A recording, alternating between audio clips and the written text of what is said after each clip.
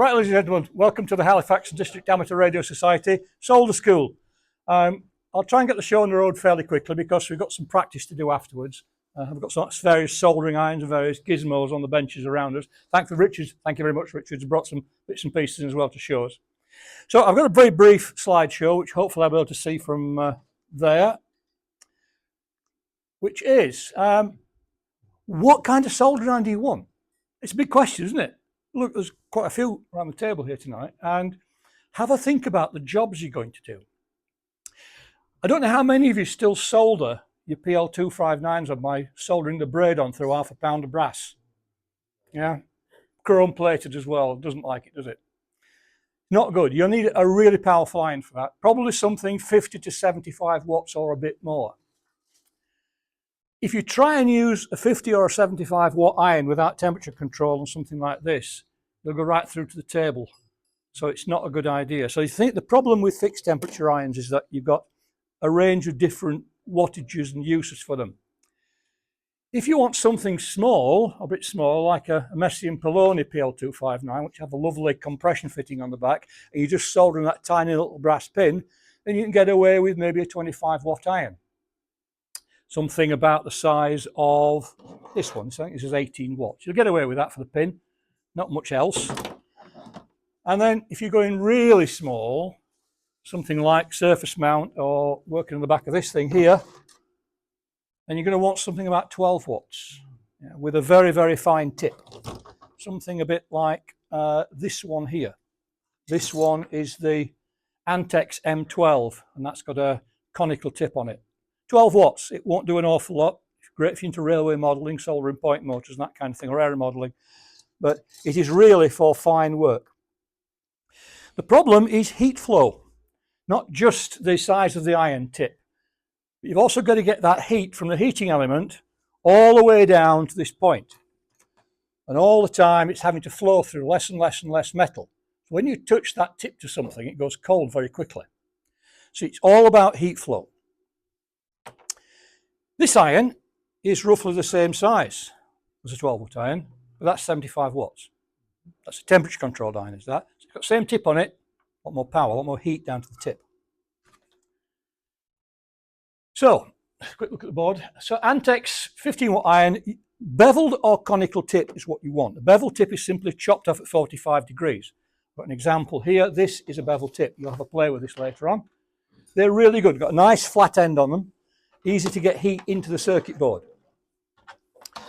You've seen a problem with an iron there. Do you see that fall off the bench? Yeah. How stiff that lead is. Yeah. That's a PVC lead. Silicon lead. Yeah.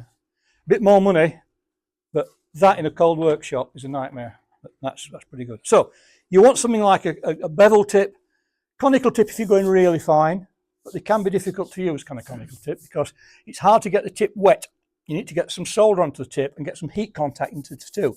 So you really need something that gets a bit more surface area down there. So a bevel tip is ideal. I know where I am now. You also need a few little bits and pieces to look after your iron. Now I have just switched an iron on tonight for the first time, which is this little one here.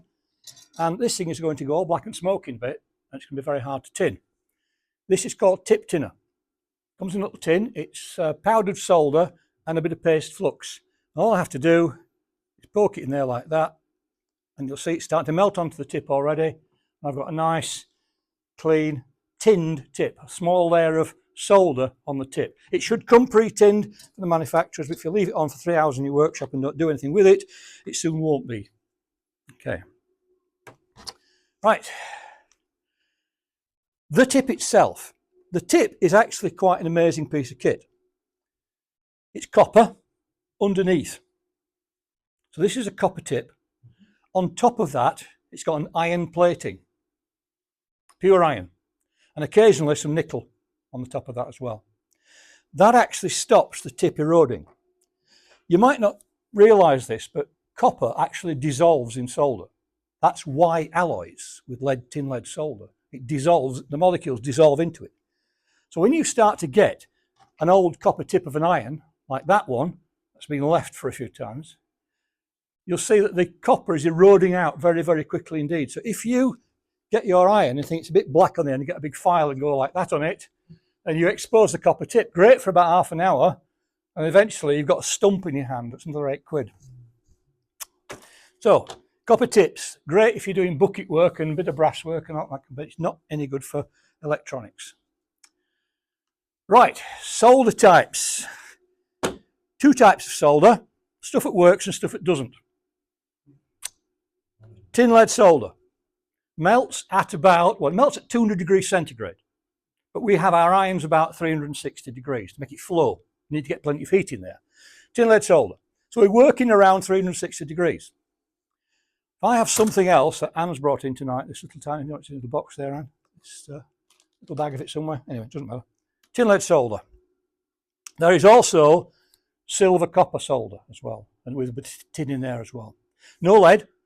Industry loves lead-free solder because if you're working on this stuff all day and breathing the fumes in, you're in for a short life. But they have extraction, of course, but they are getting rid of lead in the industry at a crazy rate. So they will use lead-free solder. It melts at 420 degrees centigrade and upwards, and it doesn't flow like lead. Lead melts and wicks and flows beautifully. You get a lovely conical joint. With the lead-free solder, you just get a big silver bobble sitting on the surface, and it's not taking. So you put some more heat in it, and I think Anne's got a lovely example of a clock in there that looks like it's been arc welded, because she's unfortunately not understood the difference between lead-free solder and lead solder for beginners, and tried to get too much heat on the board to get it to take. So start with tin lead solder, 60% tin, 40% lead or thereabouts. Flux cord, must be flux cord. You will find lots of solder on the market, quite cheap from various emporiums from the Far East. And when you melt it, it will melt, but there's no smoke. If I just melt that into there, see the smoke? That's not the solder, that's not lead, that's flux. You'll get rolls of this stuff, which looks just like that, wonderful stuff, but it's got no flux in it. It's plumber's solder. So you need extra flux for that. You put it on. Plumbers don't care, they carry a big pot of this stuff around. This is Laco flux. Great for copper pipes, and you've got green stuff all over them. Not really good for your circuit boards. It's very aggressive. It's perfect for plumbing when you've got your neck in sewage and bits of stuff in the cellar, you know, wipe some of that stuff around it, but it's no good at all for circuit boards. It does the job, but unfortunately after about a month or so, moisture gets into it and you've got corrosion, you've got green, horrible mess all over the place. It's horrible stuff to get off and clean. If you have to use this stuff, you really have to be careful and clean it with something like IPA, isopropyl alcohol. Far better are these water-soluble ones, colourless. These are what frequently called no-clean fluxes. I wouldn't recommend you don't not clean them, but better off. This is a rosin core flux, very old. This one, this is nearly as old as I am. You can still buy this stuff. Ursin multi-core solder brought up with this stuff, and it's great solder, but it has ordinary rosin in the middle. It doesn't need cleaning off. Whereas the other stuff, this stuff, TK83. If you need flux, you shouldn't need flux, but if you do need it, this is really good stuff. It's a liquid flux. If you're doing a bit of rework on a surface mount, if you're feeling brave enough with a pair of tweezers, a couple of drips of that stuff on it, or some of the paste fluxes you can get, will actually help the solder, get the heat in there and help it flow. Be careful with your fluxes. So I've got a video here, if I can persuade it to play. In order to make a solder joint on a printed circuit board, such as this pad board, I'm first of all going to make sure that my board is clean. I'm going to select a small length of solder. I usually keep a 2 or 3 inch length on the bench, so I'm not humping the big core of solder around with me. And we're going to use a small wire link, like this one. This has been bent to shape with a small pair of long noise pliers. If I want to link 2 pads together, I shall place the link into the board and press it down with my fingers. This is fairly thick wire, so it usually stays in place when I turn the board over. However, smaller components, this may not happen, and the component may simply fall out. So as we pass the wires through the board, it's normal to bend the wires just slightly outwards. Don't bend the wires out too far. We need to be in a position where we can remove this component if we make a mistake or if it has to be replaced through failure. If we bend the wire over completely flat to the board, it's going to be very hard for us to do that. So just bend the wires over just enough to stop the component falling out while you turn the board over and solder it. I like to place the board flat down with the component running fore and aft before me. This allows me to get the soldering iron in to both sides of the joint without getting in the way of these splayed over wires. The first thing I'm going to do is to take my now preheated soldering iron and apply a small amount of solder to the tip. I wouldn't normally do this over the circuit board, but the camera angle here is forcing me to do this. So a little bit of clean solder on the tip, which cleans the tip. You saw the puff of smoke, that's coming from the flux inside the wire. Gently clean the tip, and then I'm going to apply the soldering iron to the side of the joint and then add a little tiny bit of solder. Count 1, 2, 3, and then remove the iron. That's given me a nice soldered joint, which is slightly conical.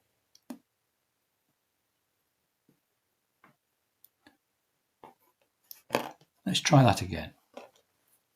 Small amount of solder on the tip of the iron just to wet it. Place the iron at one side of the joint in contact with the pad and the wire. Give it a second to warm up. Add a small amount of solder. Count 1, 2, 3, and then remove the iron. We've seen the solder flow around that pad. It's perhaps not as easy on this camera. And there we have it. You see a small amount of solder has come through onto the upper side of the board because these holes are plated through, so the solder will flow through the hole, joining these pads with the one underneath. Now we come to trimming the wires. I'm going to use a pair of flush cutting side cutters. These are side cutters which have been ground to a flat side underneath, which means I can get these very, very close to the board. However, we don't want to get too close. If I turn the board on its side, I need to snip roughly at the top of the cone of the solder wire. Keep your finger over the wire. There we go. Otherwise it will disappear off across the room and probably kill the cat. Again, just at the top of the solder cone, hold the finger over the wire and snip. We've got both cut ends under our control, we know where they are, and we have enough wire through the board that will allow us to desolder this component and resolder it again in future if we need to. If I trim the wire off very close to the board like that, I've nothing left to work on. So now if I have to take this component out, I have to replace it. That's all there is to making a solder joint. Count 1, 2, 3. It's as simple as that. Let's just try that again with a single joint. So make a bend in the wire. Place the wire through the board onto the other side. Splay it over just a little bit to hold it in place.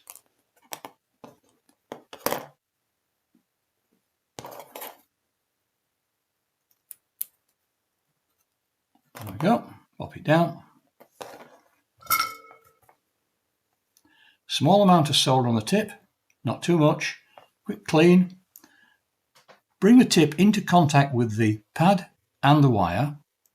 Give it a second and add a small amount of solder. Count 1, 2, 3 and remove the iron. 3 seconds is more than enough to allow that solder to flow and make a good joint with the pad and the wire. Again, make sure I'm keeping my finger on top of the wire. I've got the offcut fully under control and it's not flying off to injure anybody. How hard can that be? So, got some boards here, we'll try those in a minute. I will come into a few other bits and bobs as well, some of the things that might help you. My failing eyesight is probably failing as much as yours, so a magnifying glass, really handy. Especially when you're building kits. If you are building the little roux transceiver, there are some capacitors on there that are the size of a match head and they've got writing on them. So you need to really get in there. Richard has kindly brought one of these along tonight, which is an illuminated benchtop magnifier, which is really useful. They're handy things. I've got one at home. Classic jeweler's loop. I've struggled to lose these things now, but with the glasses, but they are good if you get used to using them. They're good. And some illuminated spectacles. Thank you, Richard, for that. Really good. Illuminated glasses. Really handy. It's amazing how much you can get straight down with a bit of light down there. Sorry?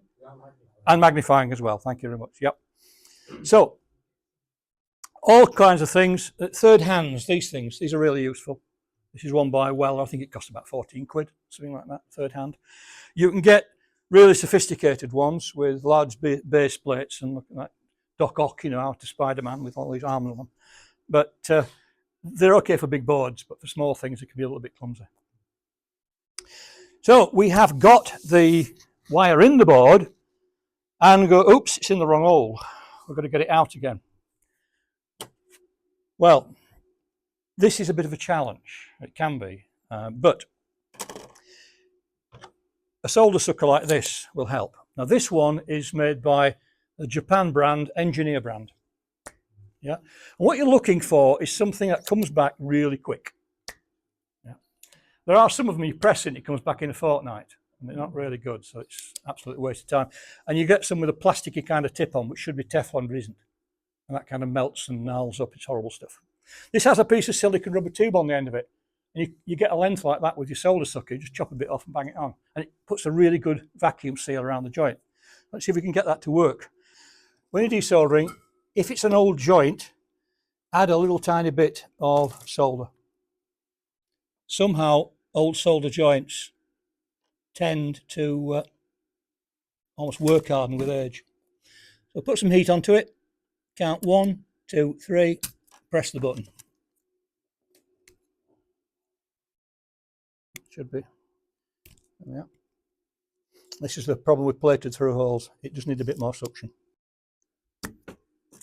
It's got some of it out anyway. There we are. I won't cheat and reach for the side cutters. No, there we are. It is out. I'm convinced if you aren't. Right. However, there is a better way. If you have a little bit of money. These things are wonderful. I bought one of these things thinking it would be a bit of junk, and it's on Amazon for about 90 quid. And believe me, it's sold me on this thing. Vacuum desoldering pump by Duratool. And because it stays hot, it's not like a cold suction pump. It actually stays hot. You've got a solder catcher up here, a lot of power in it, and a nice big hole in the end of it. So this should, if I'm lucky, find something that's even remotely useful, like that capacitor there. Get that capacitor out. Right. And I think that one there will have. All right, so a bit of solder on there, fresh solder.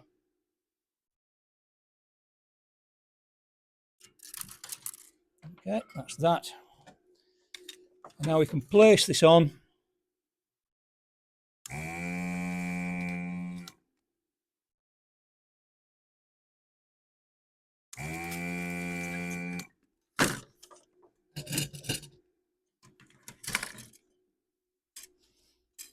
On your beast. I'm pulling the wrong capacitor.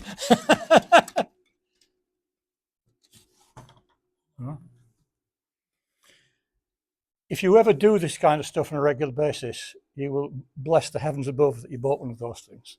I've been working for years on the solder pumps, and trust me, if you've got an IC to take out, like these dual inline chips, they're absolutely amazing. Hardy pointed out I'd be cheating a bit because these are actually in sockets. Might be a good idea that, but there we go. You can get bits out really easily with a vacuum desoldering pump. There are cheaper ones on the market which combine the pump itself along with a heating element. So you've got half of that with a trigger. They're okay. I've heard tales that the end tends to melt a wee bit after a while, but that's a solid soldering iron tip. You get spare tips and everything with it. It's a really good investment. Okay, so I've got two kinds of iron here. Basically, this is the fixed temperature control iron, little tiny one. And then we've got, this is a soldering station. Now this costs about 190 quid. But it does everything from surface mount right the way up to your PL259 screen, yeah? Whereas these things you might need to take 2 or 3. I've got a garage full of these hanging up like Christmas decorations, from old big red things that you sort of brand horses with, up to, you know, these things. So yeah, it's a good investment if you're going to be doing a lot of hobby work, doing a lot of circuit work. If you're only going to do 1 or 2 joints, something like this will be fine for you. So what I suggest you do is to, a couple of volunteers, and fancied a quick go. Do you want to have a go at and practice? You know? Can we go on and have a go with the bigger iron? Just try it on the board. Like one of these. Let's put you the link. Can you want a chair? Or No, I'll be all right. You'll be all right. Good for you. I like to hear. Now then. There you go. That's in there. Split it slightly. You're right-handed, aren't you, of course? So I'm going to move that across. Careful the main sleeve. So there we are. It's in somewhere. There it is. That's wire, by the way. That's not solder. So have a go. Okay. So just a small amount on the tip. That's it. You bring the iron into contact with the pad and the wire. Just give it a second or two. Apply a little bit of solder. Count 1, 2, 3. Yep. Rubbish. It's all practice.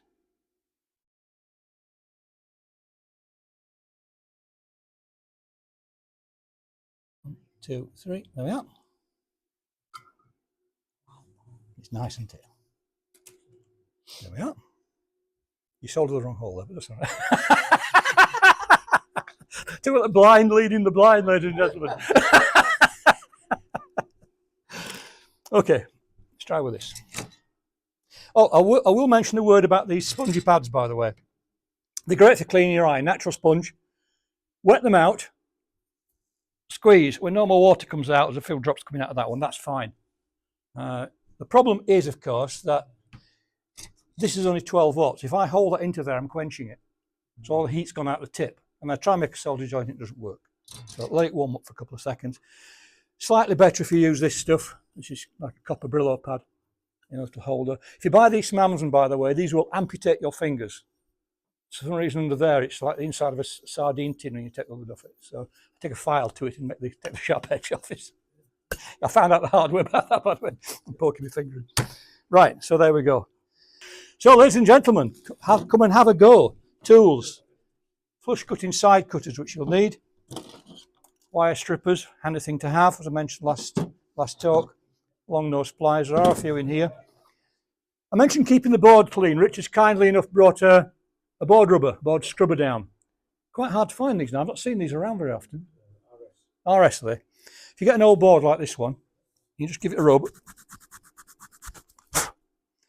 That's almost brought that back now to solid copper. They're really handy things. You can get fiberglass scrub brushes as well, which are quite handy.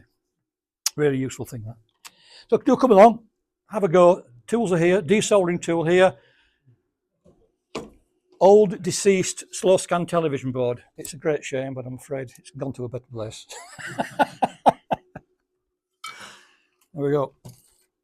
I will turn the floor over to you and stand back slightly.